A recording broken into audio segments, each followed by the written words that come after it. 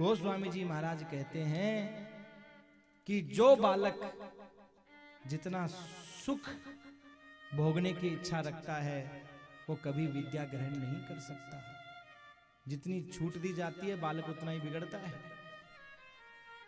भगवान राजा के पुत्र हैं, राजकुमार हैं, फिर भी महाराज भोजन बनाना, झाड़ू लगाना, सारे काम, लकड़ी लाना भगवान कृष्ण ने भी किए, राम जी भी कर रहे हैं।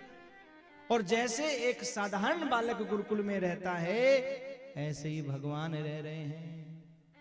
देखो मेरे भाई, जो बालक तपस्या करके पढ़ेगा, अपने जीवन को आगे बढ़ाएगा, वो जीवन की हर प्रकार की परिस्थिति को सहन कर सकता है, रह सकता है।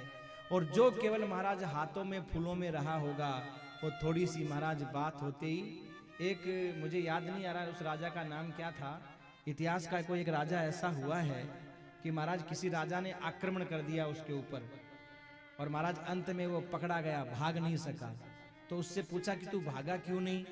तो वो बोला मुझे जूता पहनाने वाला कोई नहीं था, मुझे जूता पहनना आता नहीं, इसलिए मैं भागता कैसे। और महाराज वो पकड़ा गया। हा? यानी हर विद्या बच्चों को आनी चाहिए, भोजन बनाने की, घर को साफ सफाई करने की, सारी विद्याएं महाराज भगवान ने सीखी। जबकि भगवान को पढ़ने की जरूरत नहीं है। जाकी सहज श्वास श्रुतिचारी, जिसके महाराज स्वाभाविक श्वास में ही चारों वेद हैं, वो भगवान पढ़ रहे हैं। विद्या निधि कहे विद्या दीनी, जो सारे संसार को विद्या देने वाले हैं, पढ़ाने वाले हैं, आज वो परमात्मा भी पढ़ रहे हैं और सज्जनों हमें शिक्षा दे रहे हैं। क्या कि देखो, अगर आप विद्या चाहते हो, पढ़ाई चाहते हो, तो सुख की आशा छोड़ दो। अगर सुख चाहते हो तो विद्या की आशा। सुखार्थिश्च कुतो विद्या, विद्यार्थिश्च कुतो सुखम। हम सोचें कि हमारे पास ये सुविधा होती तो हम पढ़ लेते, ये सुविधा होती तो पढ़ लेते। मेरे भाई, जो सरकारी लाइट की रोशनी में पढ़ने वाले भी ऊंचे ऊंचे पद पर पहुंचे हैं, और जिनके पास में सारी सुधन साधन सारी सुविधाएं थी, वो भी महाराज किसी लायक नहीं, पप्पू के पप्पू बन के ही रह गए। आप देख लो, हमारे देश के प्रधानमंत्री जो कभी चाय बेचा करते थे, घर की परिस्थितियां बड़ी प्रतिकूल थी, पर महाराज मन में सच्ची लगन थी तो आज देश के पीएम बन गए। और देश में कुछ ऐसे भी हैं कि महाराज खानदानी रईस हैं, लेकिन वो पप्पू के पप्पू रह गए। तो सुख सुविधा साधन होने से कोई मेरे भाई बड़ा नहीं बनता।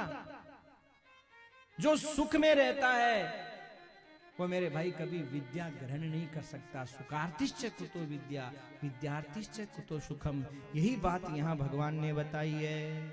बहुत सुंदर सजनों, भगवान ने गुरुकुल में जाकर के विद्या ग्रहण की, और गुरुकुल में विद्या ग्रहण करने के बाद में अब भगवान के वापस लौटने का समय आया। कौशलपुरवासी नर नारी, वृद्ध अरु बाल, प्राणों ते प्रिय लागत, सब कहूँ राम कृपाल। अयोध्या के पुरुष, बूढ़े, बालक, जवान, सबको भगवान अपने प्राणों से प्यारे लगते हैं। अब देखिए, राम जी जब वहां से वापस लौट करके आए तो कितना परिवर्तन हो गया। देखिए जरा, पहले राजा के बुलाने से भगवान आ नहीं रहे थे, पर जब विद्या ग्रहण करके लौटे तो विद्या ददाति विनयम, विद्या विनय प्रदान करती है, और विनय पात्रता, विनय द्याति पात्रता, विनय पात्रता प्रदान करती है। पात्रत्वाधन आपनोति धन धर्मम तथा सुखम। जब महाराज विद्या विनय को प्रदान करती है, विनय पात्रता प्रदान करती है, और जब पात्रता आ जाती है तो धन आता है, धन से धर्म होता है, धर्म से सुख की प्राप्ति होती है मेरे भाई।